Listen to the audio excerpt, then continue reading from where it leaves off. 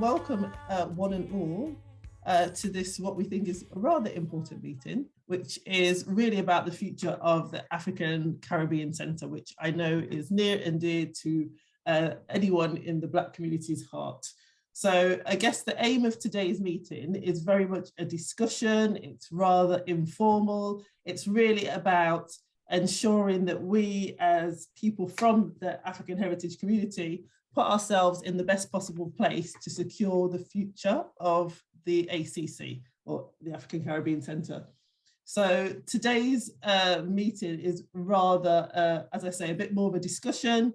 We, as a group from the African Heritage Alliance, which is a group that really formed after, I guess, the unfortunate incident with George Floyd and the Black Lives Matter Part 2, I guess, we really saw this as an opportunity for us as a group to come together in order to ensure that some positive action came out of those protests. So we were all passionate about protesting, but also recognised that we needed to do something else and something more. So that's kind of where the AHA has come about. So we're still a relatively new organisation. And I guess the members of the AHA, which a number of them are on the call this evening, are, as you can see on the screen. And for those who don't know, and I'm sure you can see on the screen in front of you, so my name is Amanda Toussaint, and I am one of the sort of team within the African Heritage Alliance. So we're the people putting on, I guess, the meeting this evening.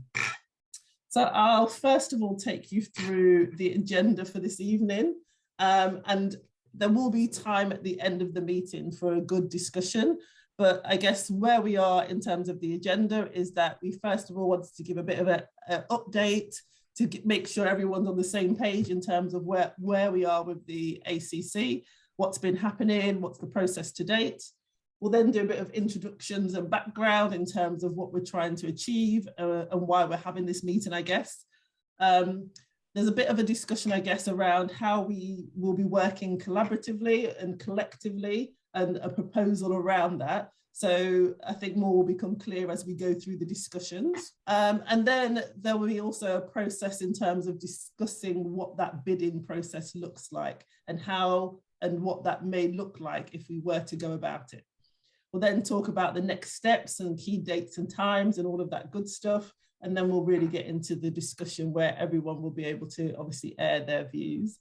I guess for the interest of time, because I know we've only got an hour or so for the meeting, it's probably best that we rattle through the content and then have the debate and discussion afterwards, unless you have some really burning question that is struggling to move on from. So I think, first of all, in terms of the update in terms of where we are with the centre is probably a good place to start to get everybody on the same page. So for those who may or may not know, the Leicester City Council did go through the process of a consultation with participants from Leicester City in terms of putting up the ACC for what they call an asset transfer. And that's really about finding a suitable organisation that would take ownership and run the ACC on an ongoing basis on behalf of the community. So in January, that came to an end, and in terms of the consultation came to an end. And in doing so, 53% of people in the city would prefer that the centre is run by a community group of some description. So that's kind of put us in the position where we are today, in the sense that the ACC is now up for asset transfer and for a community group to run it.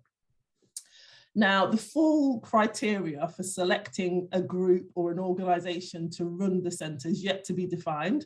The council are still in the process of defining that criteria. There's a kind of, not a long-winded, but I guess there is a formal process that needs to take place. So following the consultation, a report's put together, the council then have to review that at a leadership level and then determine the next steps in terms of the consultation process. So as I say, we don't have full criteria for that as yet, but that will be coming down the line from the council in due course. In terms of this, the council, I guess, need to have some assurances that whoever takes over running the building will be robust, will be a positive group. But also, really importantly, I guess one of the things that they're trying to say is they would really prefer that group to be from the African heritage community. Now, they can't make any promises to that effect, but I believe what the council have been saying to date is that they want to, I guess, lean the criteria for that bid towards groups that are from the Black community, I guess. They're also very keen that whoever takes over the ownership of the building would have to honour the activities that take place today. So from steel pan to, the kitchen, whatever it is, those things should remain in place. And it would be detrimental to a bid, I guess, if they were to just kind of do a clean slate and take everything out and use the building for a completely different use. They want to honour what's there to date. So that's kind of positive news. In terms of the asset transfer and a group looking like they can run the building, we would need to show that we can be financially sustainable. So we need to make sure that the bid put forward is robust from a financial perspective. And also that, all of those costs that would be coming to the group that were running this centre are something that they can actually manage and take care of on an ongoing basis. So I guess there is a degree of responsibility in taking over the ownership of the building. So just to reiterate then, so Leicester City Council have a due process that they will have to follow and that we would obviously find out more about in due course. It's a competitive bidding process, so there's no guarantees that any Black group or African heritage group would secure the centre.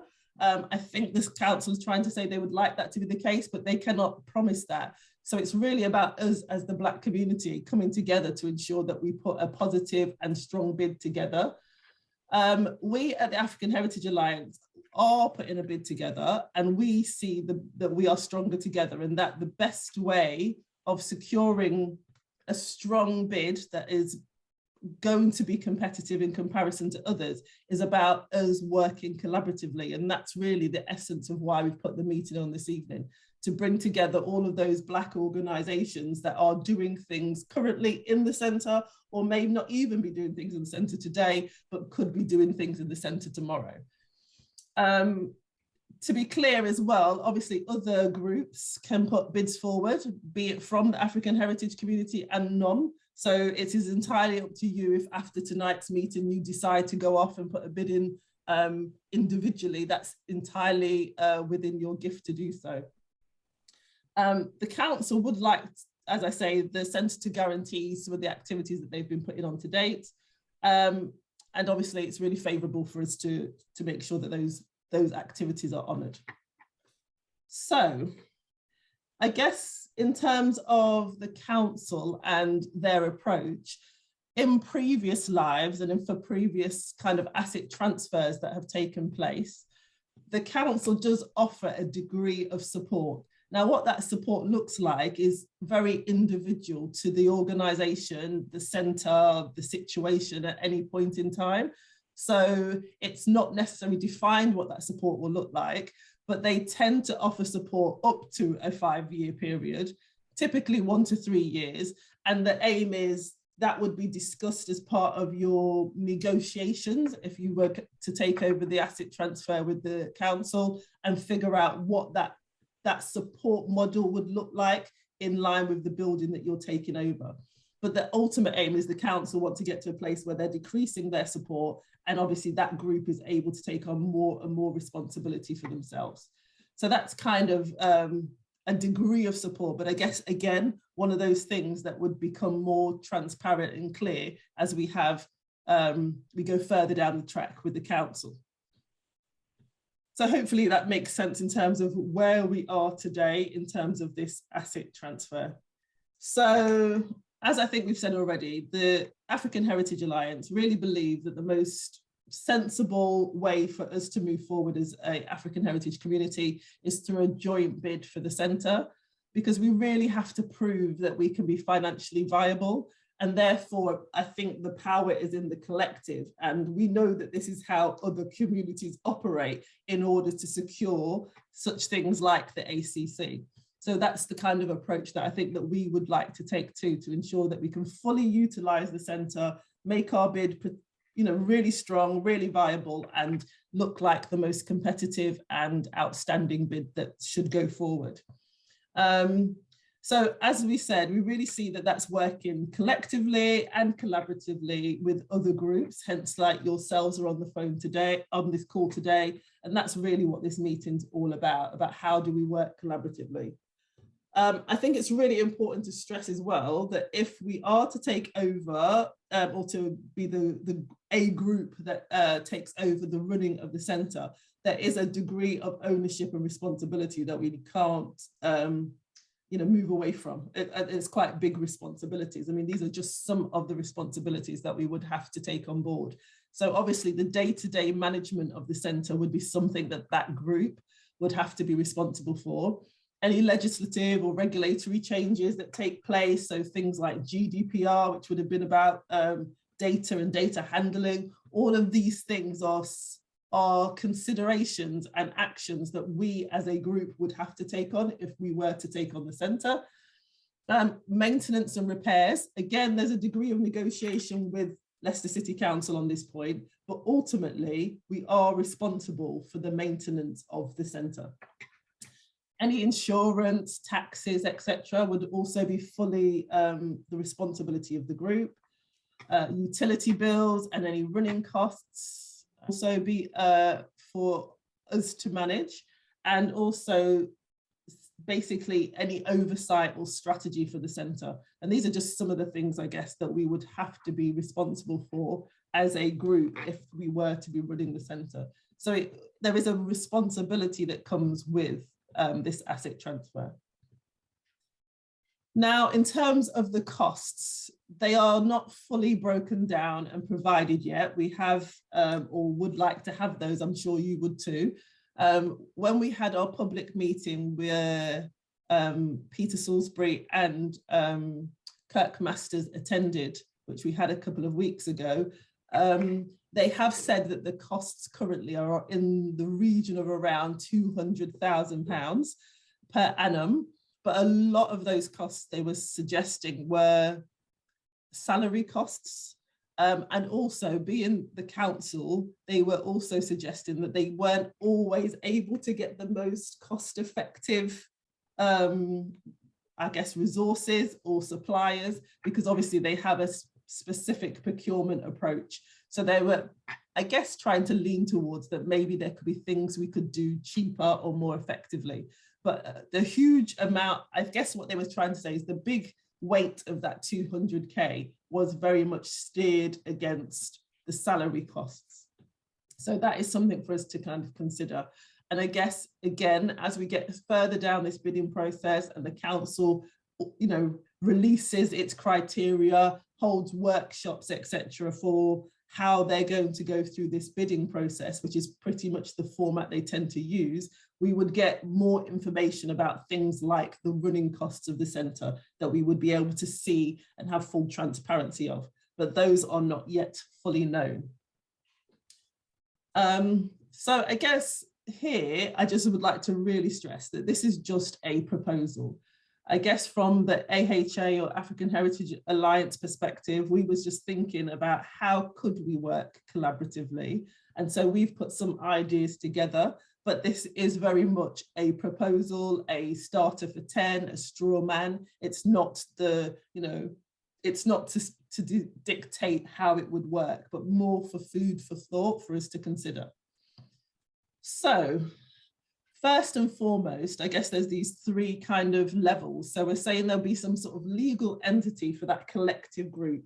And when we talk about the collective group, we're basically saying anybody who's forming part of that bidding process. So any organisation that forms part of that bidding process would be part of that collective group. And in doing so, there would need to be some legal entity for that group, because the council, and in terms of putting forward a bid, will not engage with random groups with no legal status. So we would have to have some sort of legal identity in order to move this thing forward. So whatever that is, we would have to define.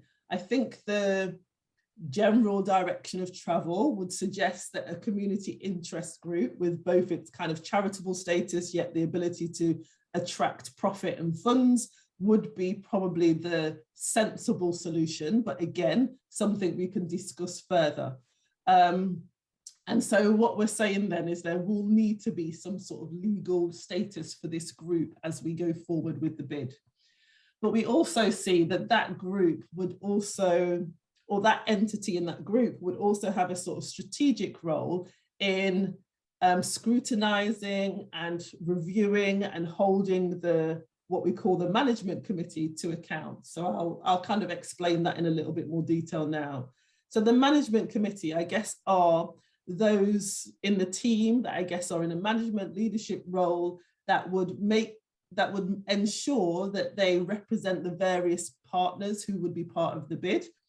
They will play a really key role in driving the activities and making sure the direction of travel for the centre is correct, and play, I guess, a degree of on the ground management in terms of steering how we should operate as the ACC, how we should use the building of the ACC as a collective group.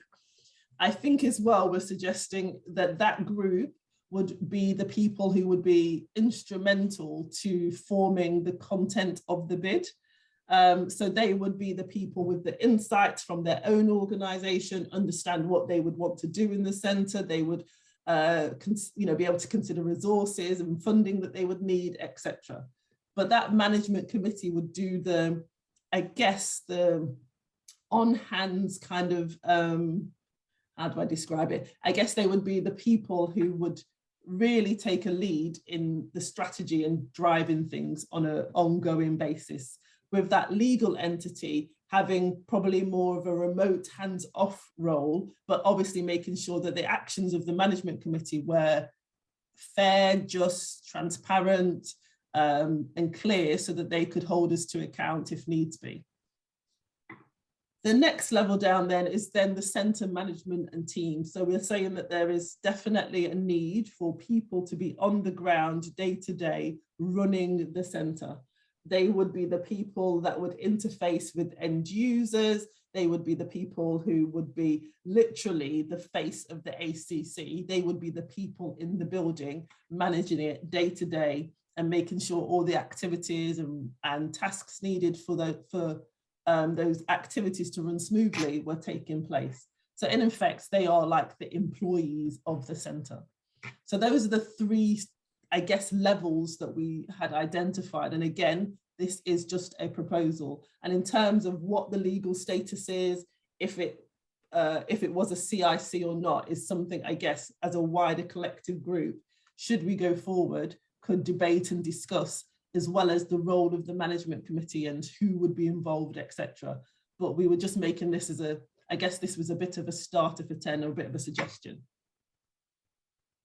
So I'll go on now into the process that we would undertake for bidding itself. So again, using that diagram or that example or model, we're suggesting that, as we said, that management committee would be the people that would be really instrumental in formulating the content of the bid. We are, obviously, it's a competitive process, so we need to ensure that we have a strong bid.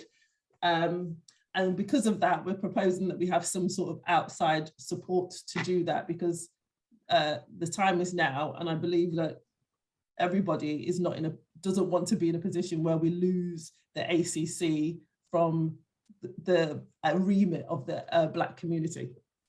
So we're suggesting that Chris Shaw, and Chris is on the call tonight, and I'm sure he can tell you more about his credentials as we have a discussion.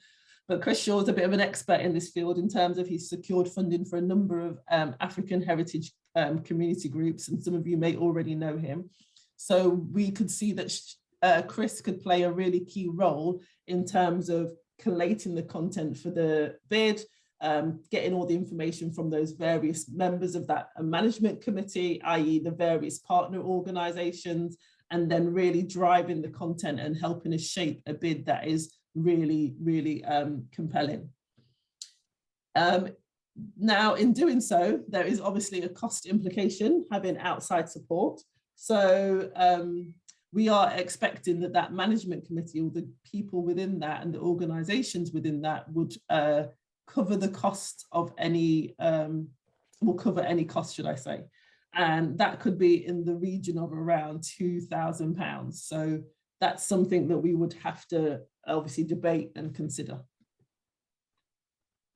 Now, in terms of the next steps, as I've said, Leicester City Council have yet to share the actual bidding process in terms of a timeline and what those phases are and what their criteria is. All of that is something that we should be getting soon, but we think it's really important to get ourselves on the front foot and have these discussions regardless of what the council are doing in terms of their process, that we can organise ourselves in good time.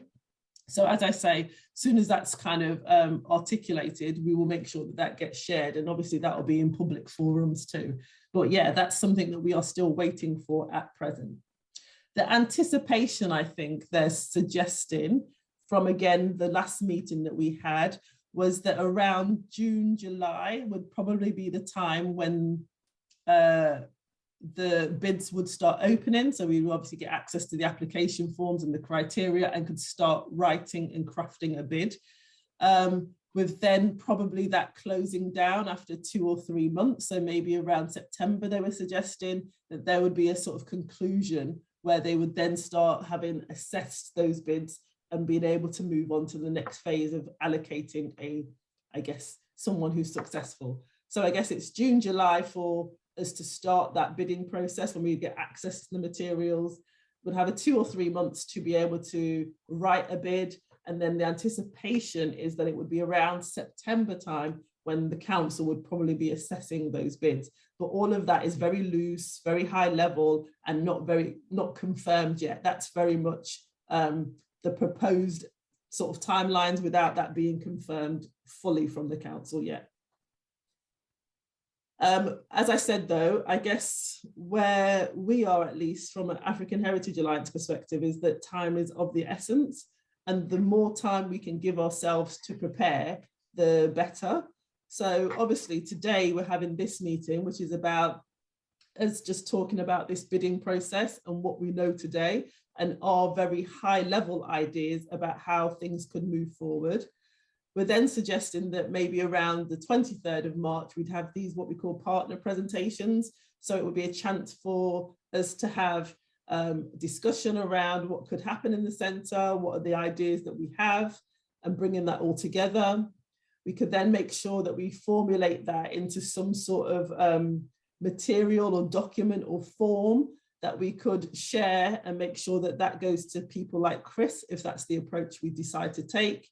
And that would be clearly articulating from your perspective as whatever your organisation would like to do, what that could look like and what that would be in the centre. And that would be sort of documented in a form. That would then help to inform the bid writing process, so that actually someone like Chris has a document with contact details on, it has an outline of what you're doing in the centre, how often you'd like to do it, all of that kind of thing. And then that would really help in shaping what the bid, in writing the bid itself.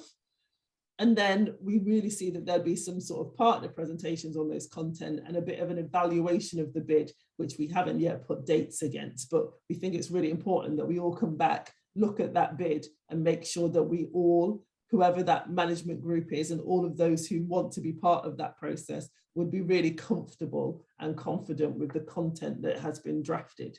So I think there needs to be a definite kind of evaluation and review process. And it might be that we have to thrash that about a bit for a while in order to get it to a place that we're really all comfortable with.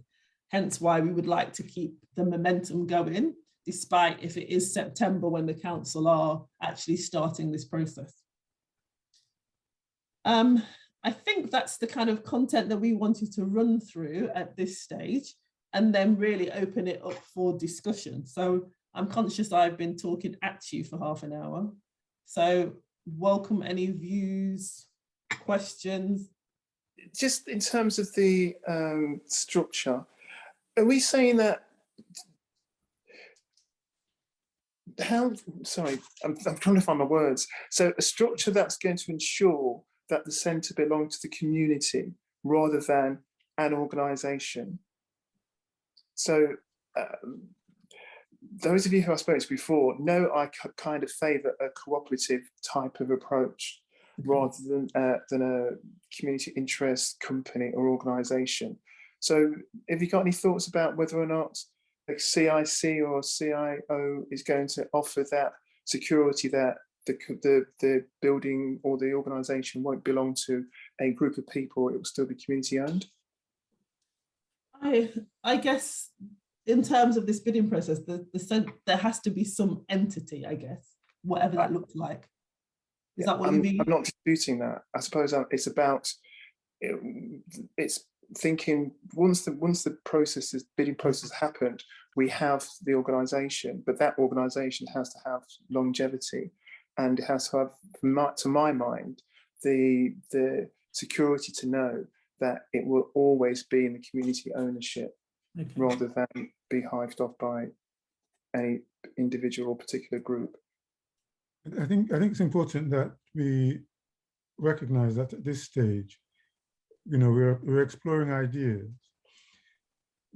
It is a known fact that a CIC doesn't necessarily belong to anyone, and you can structure it so that its membership is that of the community, and therefore through that membership is owned by the community. There are, I dare say, other entities which have similar community ownership, which can be explored as we go through the process. Mm-hmm. But the CIC does allow, however, the organization to raise funds, benevolent donors to support it through raising funds, through donating funds to the organization. And it kind of simplifies that, because it also can,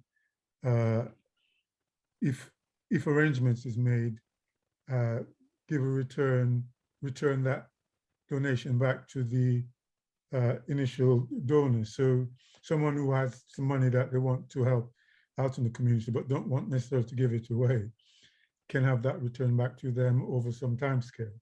And that, I think, is quite an helpful thing to have on board, because it means that we, the community, can act in a way as benevolent donors to help our community move forward in the first instance. And that advantage, one of the main advantages, of course, is that it remains with the ownership of the members.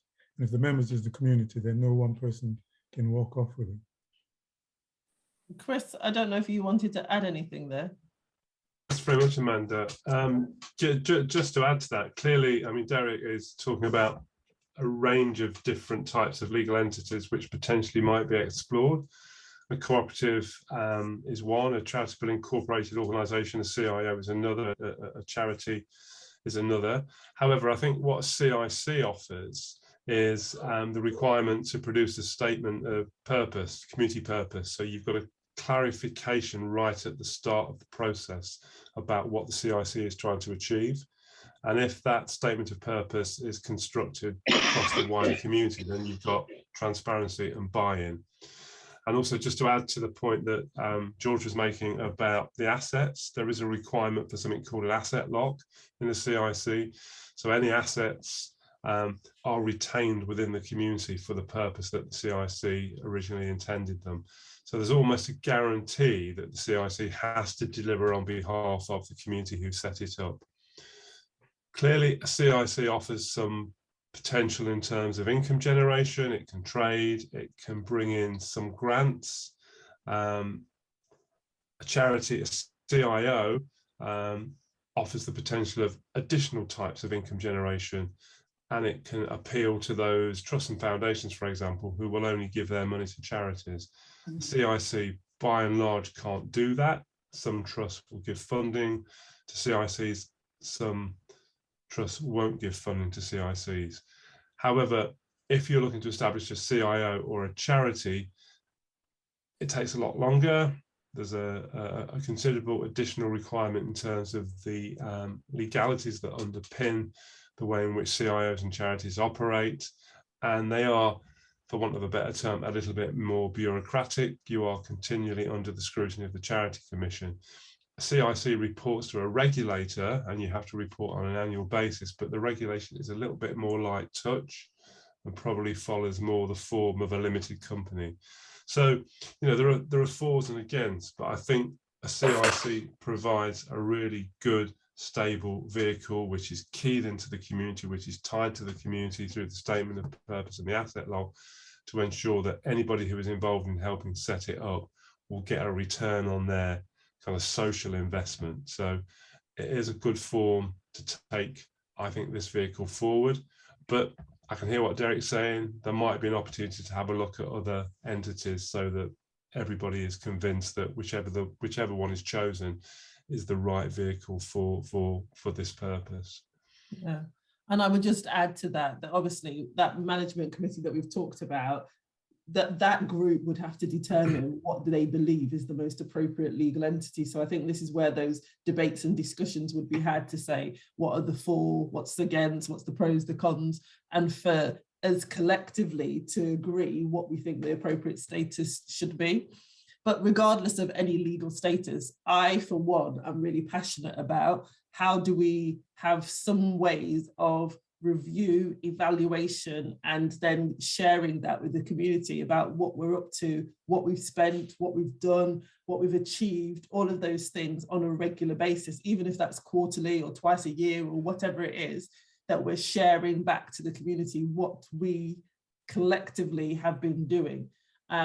We know in our community there has been, rightly or wrongly, views, history, concerns about how these things are run. And so I think we have to operate with utmost integrity, but also with full visibility about what we're doing, so that anyone at any time can see how we've been operating, be that financial as well as actually, you know, what activities and how successful they've been run. So I'm pretty passionate about that, regardless of what the legal requirement says. I think that's what we would have to do regardless. I think everybody agrees the importance of having African Caribbean Center as a center that should exist for all the communities, and particularly the Black heritage children. I always admire when I pass that building. It is symbolic to the Black community in the city. We should do everything we can, and I totally agree with you, Amanda, regardless whatever legal entity that's registered. The most important thing is sustainability, both financially, but also use of the facility. And I think, and I know many organizations, Black heritage organizations are represented here. We have to make sure that that building is fully utilized. The only question I have at the moment is, after the asset transfer, whichever entity is taking over, is it where the responsibility in terms of the maintenance of that building? Is it still with the local authority or Leicester City Council, or is it the entity that that's taking over the building?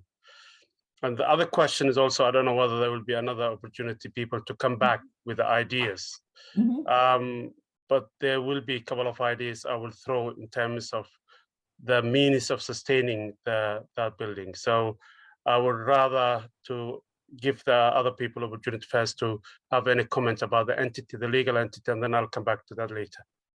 So my understanding in terms of maintenance, or we'll start there, I guess, is it will be that group to a certain degree's responsibility to maintain the building.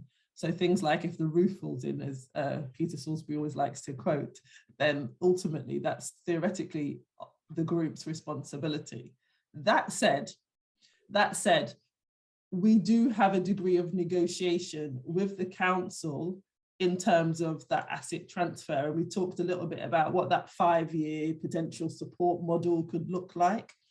And so I think the council are saying they do recognise they want to set whichever group, you know, wins the bid, up for success. So they don't want to just say, here's the building, manage it, and hopefully you'll be able to do a good job. So I think they're recognizing that there's going to be a degree of support. Now that could be financial support if we negotiate it in terms of managing or maintaining the building. They absolutely are saying whatever major concerns or any maintenance issues, they would make sure that they were done prior to handing over the building to any group. But yes, ultimately, I think in the long term, we would be fully responsible for the maintenance of the building. But in that sort of transition period with the council, there could be some negotiation about how that might look in the early stages. That's my understanding. Anyone else have any other views? I think you're absolutely right in that understanding, Amanda. And I think, of course, there will be an emphasis on the group that is looking to take over the asset to do their due diligence as part of the process of bidding for the building.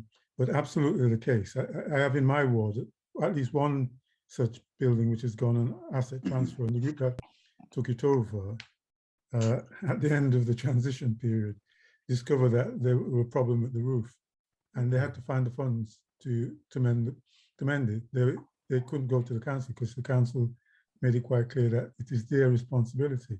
And I think if we can also just emphasize the point even more, Amanda, with relation to COVID that took place over the past 2 years, it would have been that this group's responsibility to meet all the costs of the building and all of the stuff that goes with keeping that building secure and safe. There would be no help from the council to do that.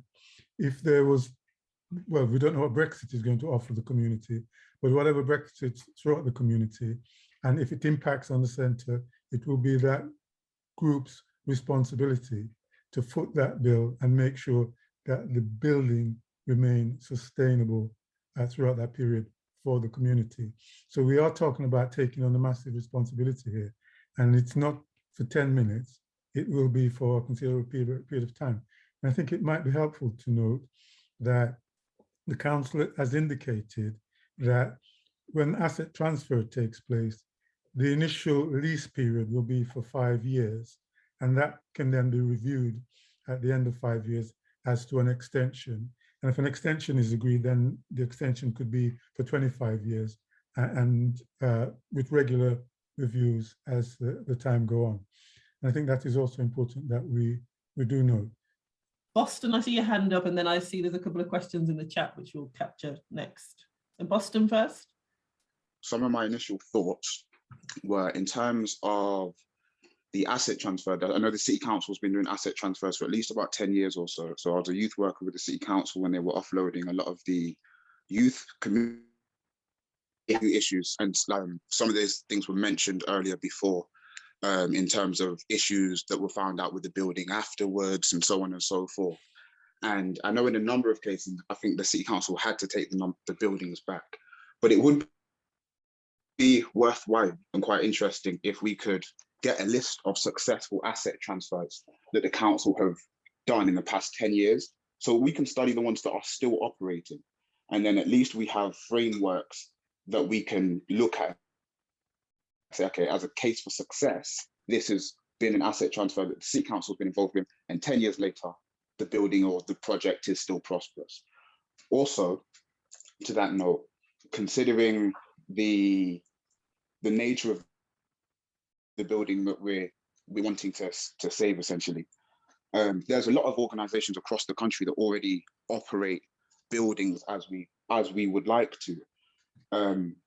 Has any contact been made with some of these like-minded centers across about their funding models and how things work where they are? Because it might be a good indicator as to the type of funding models that we might have to consider to be successful in this. And finally, one last thing I'll just mention, I'm currently doing a bit of work for the Commonwealth Games, and a lot of the projects going to be really, the ones that are really good, the ones that they can shout about, they will continue after the Commonwealth Games. Now, what's happened is a charity has been set up with the mind that the charity will then take ownership of the projects that have been set up initially by this organization. Now, I mention that because I think there is possibly a bit of, it might be worthwhile looking at the value in setting up like a dual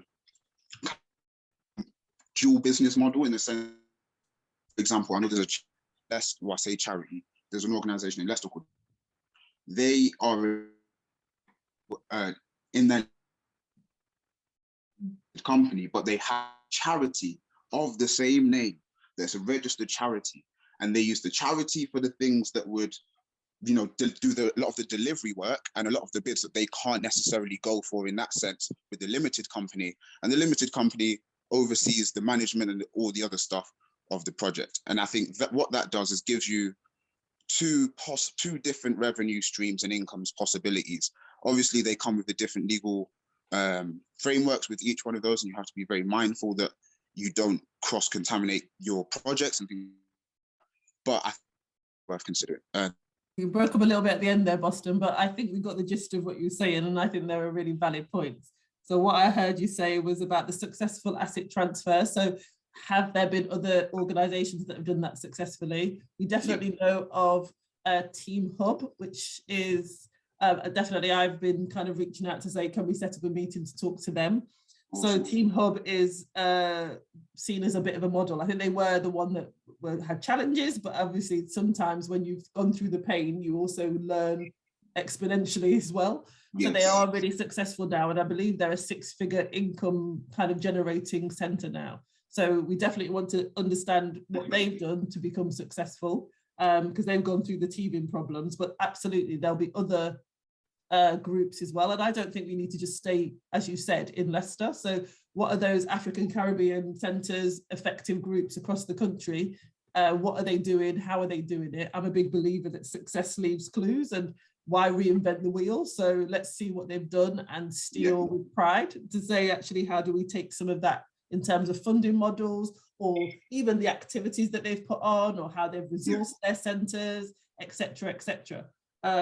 And in terms of the dual model, I think that's a really valid idea. I know other organisations I've been a part of, they have a consultancy arm, and that's a limited company, and then they have the CIC status for the charitable activities. And as you say, long as you can differentiate between the activities that go into the different places and the funding for each of those places is very clearly, you know, separate, then there's no reason. You can attract different things. I guess it's what Chris was saying, different statuses attract different investors, different regulatory requirements, etc. So yeah, I think they're all really valid points that we need to definitely explore.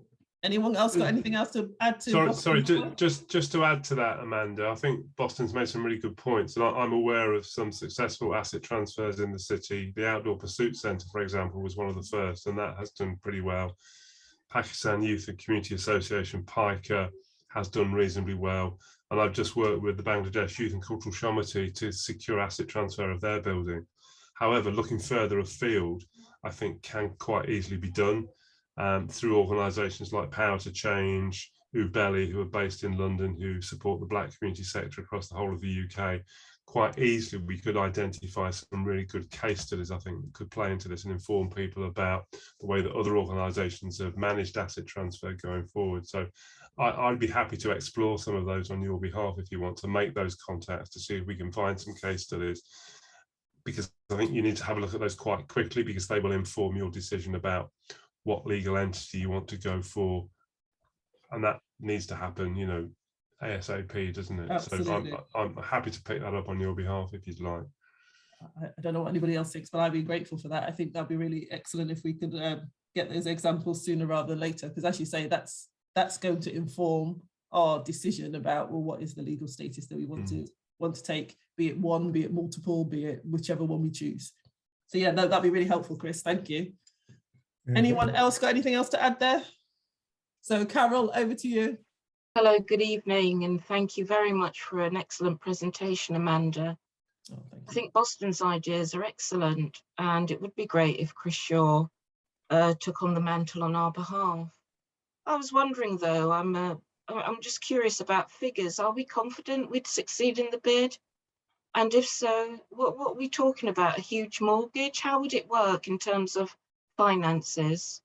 So in terms of the asset transfer, what the council has said quite clearly is that the asset will be transferred to the community at a peppercorn rate, and that rate is £1. So we would pay an annual figure to the council for the lease of the building of £1. So what we then will need to meet is the running cost of the building on a day-by-day basis, week by week, month by month basis. And I think that if the community can't run a building of that size on a day-by-day basis, then we really do need to rethink what we're talking about when we say we have great skills, great knowledge, and great ability within our community. I know members in our community are running projects which are multi-million-pound projects and raising funds to do that. So I'm more than convinced, and I'm more than happy to say that our community can do this. Thank you. To answer your question, Carol. Well, in part, I'm also confident because I'm aware of successes within our community. I just want us to be successful with this, which is why I was curious about figures. And there was a figure presented to us of £2,000. What does that mean? Is that out of 20 people, out of what exactly was that for? I guess we will only know the answer when people decide if they want to go forward and be part of that sort of management committee and want to be part of the overall bid that obviously that we're suggesting. But that cost, I guess, is part of that legal entity and going through that legal process, as well as I guess we are going to have to pay Chris for his services in terms of leading on the bid and helping us write the business plan in such a compelling way that we obviously hope that we'll be successful at winning the overall sort of bid through the Leicester City Council. So that's kind of that indicative cost, and that is just obviously an indicative cost. But I do hear what you're saying in terms of, I think there's no big initial outlay, as in terms of what George has said, in terms of this peppercorn rate of this pound transaction, I guess. But we do need to make sure that the centre is viable and financially viable. One, to prove that to the council in terms of having a strong bid, but two, to ensure that we're generating income for things like utility bills and general running costs. So the financial considerations are not to be dismissed, as you're saying. I think it's something that we need to, as we collectively come together, we need to make sure that we've got something on paper that we know that we can achieve and that we're pushing towards. That's super. Thank you. Thank you very much. No worries. Abdish and then Boston again, I believe. Yeah, I totally agree, that we need to look at any other successful asset transfer elsewhere. But I'm really a bit unsure about comparing the other organizations that mentioned in Leicester, for example, the BICA, the Shomiti. These were organizations that exist and been operating that building for quite a significant number of years. But this initiative is pretty much multi-stakeholder, which those organizations are not. And I think we need to specifically look at, the governance of this initiative.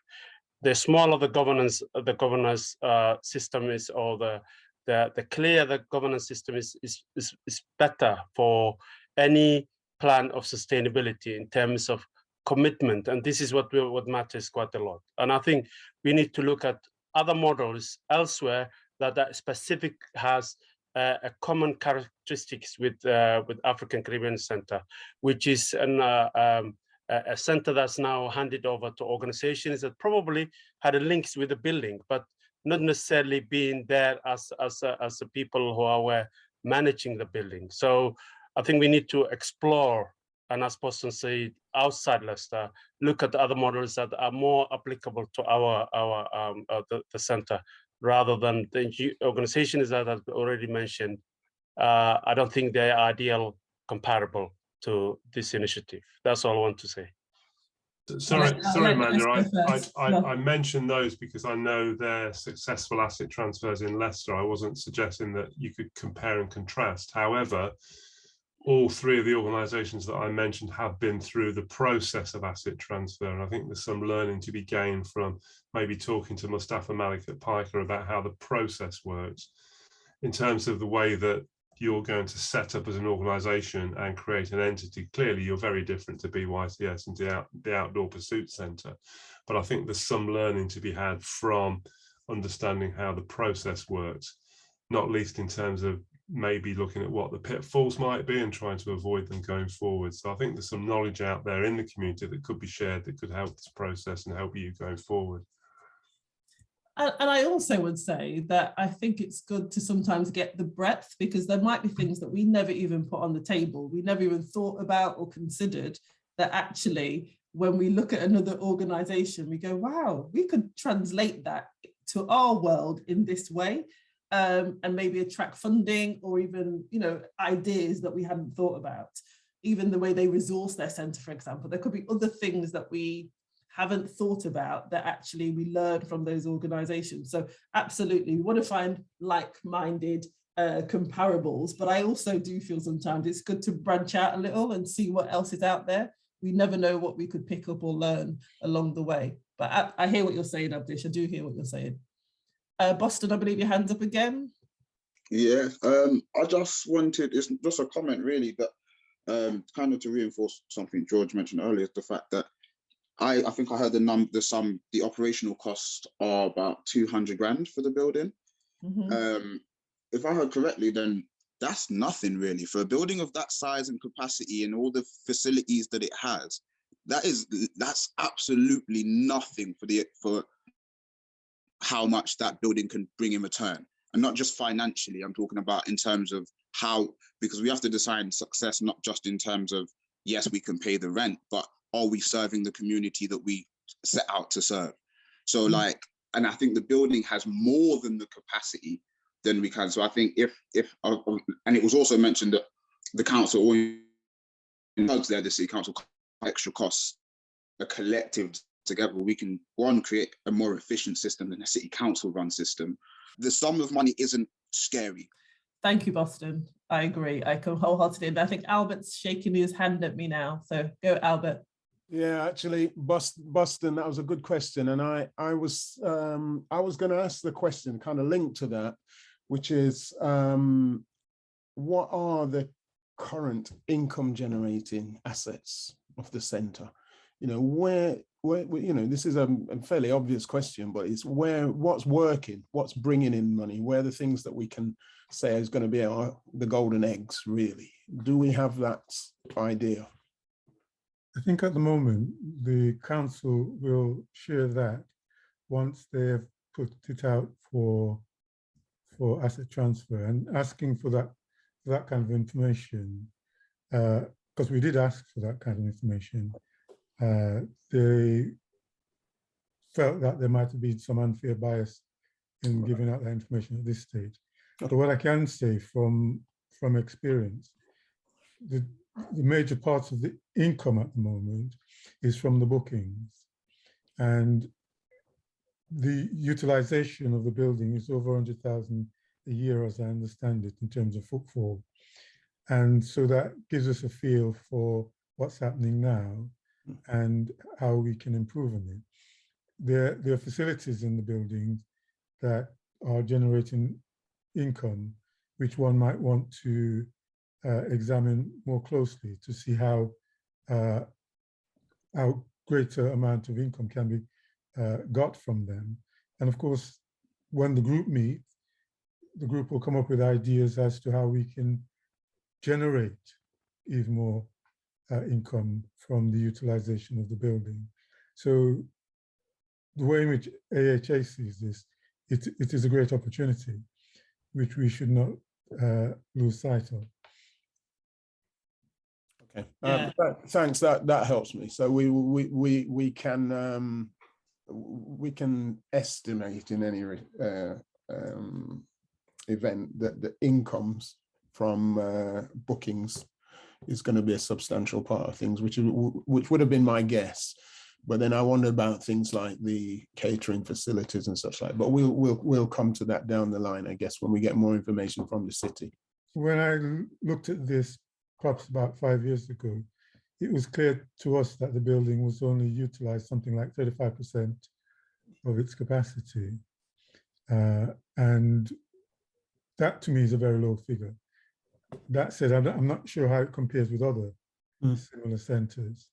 And I think moving that to 50%, I would have thought should be quite feasible in a relatively short period of time. But that would be down to the organization that is running the building to put on the kind of activities there that will increase the utilization. Okay, thanks for that. Thanks.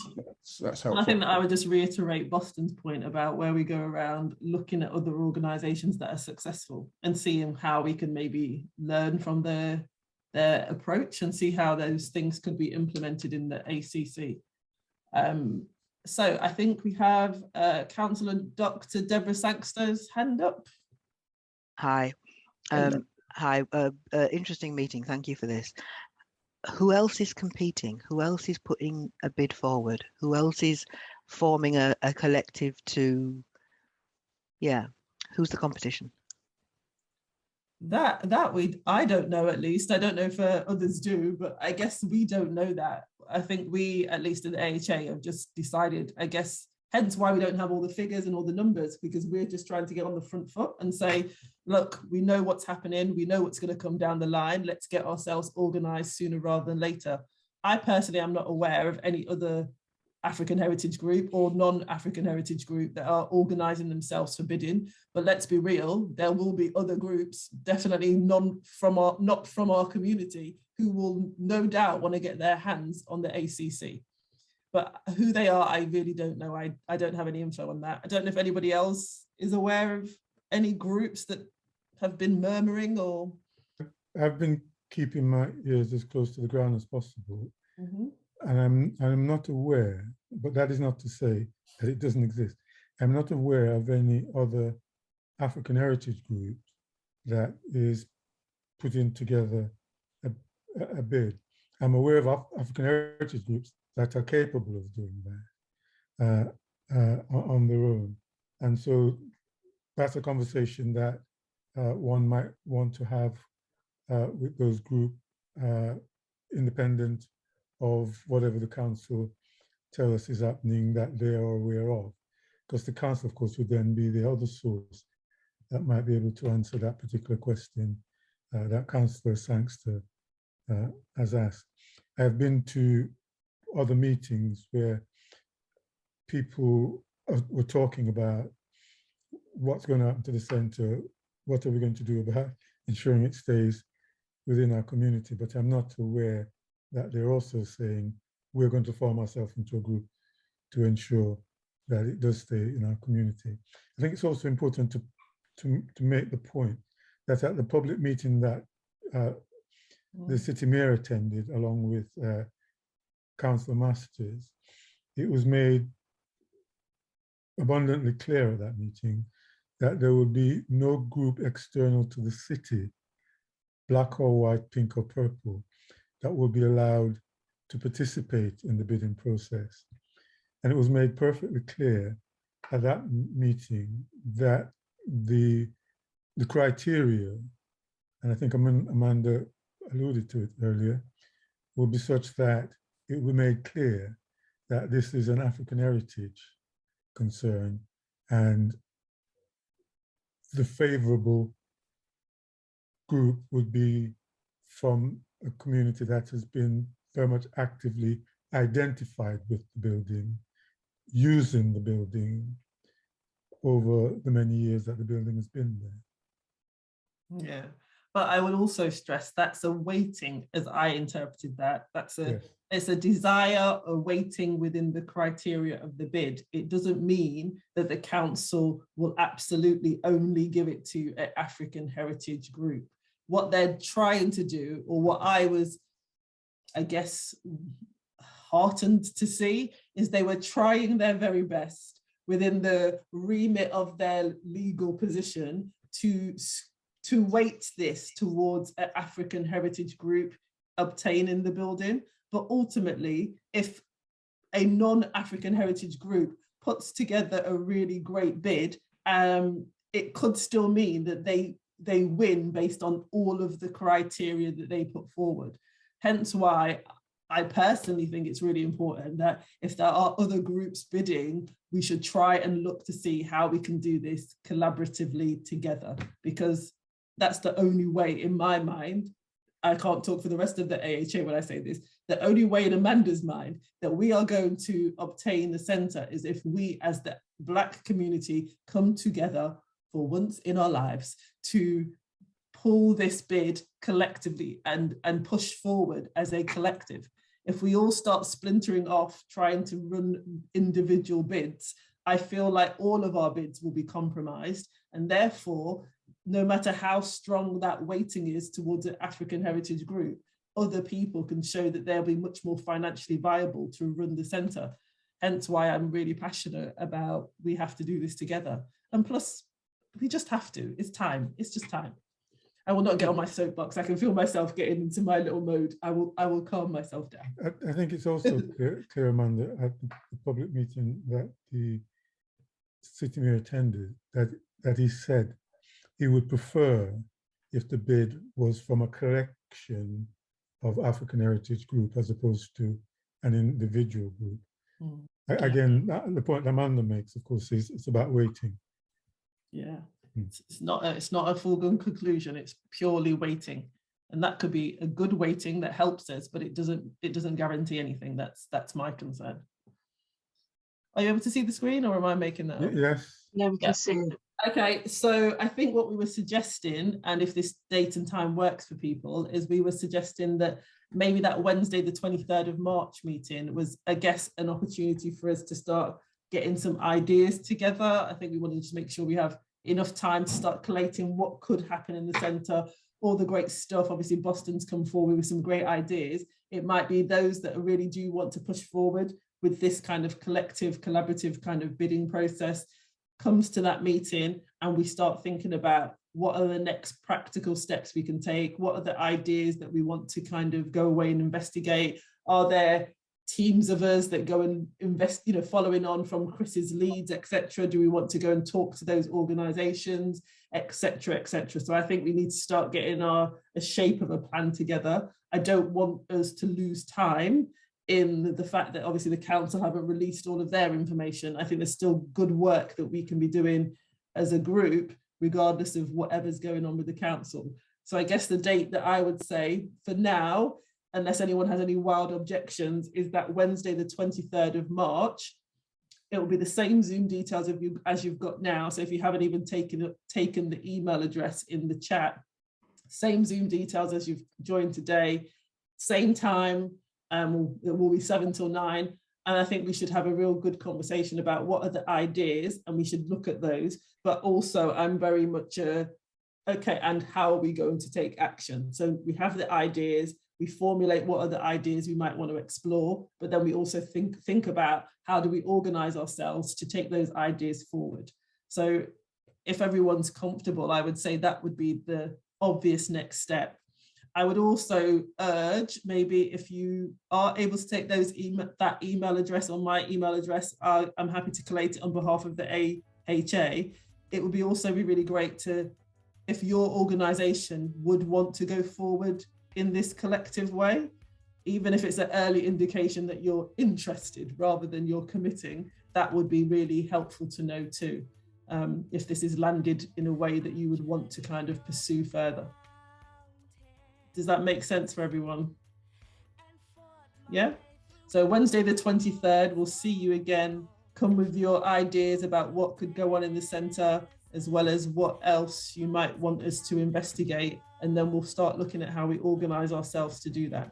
But thank you everyone for joining, and thank you for your contributions.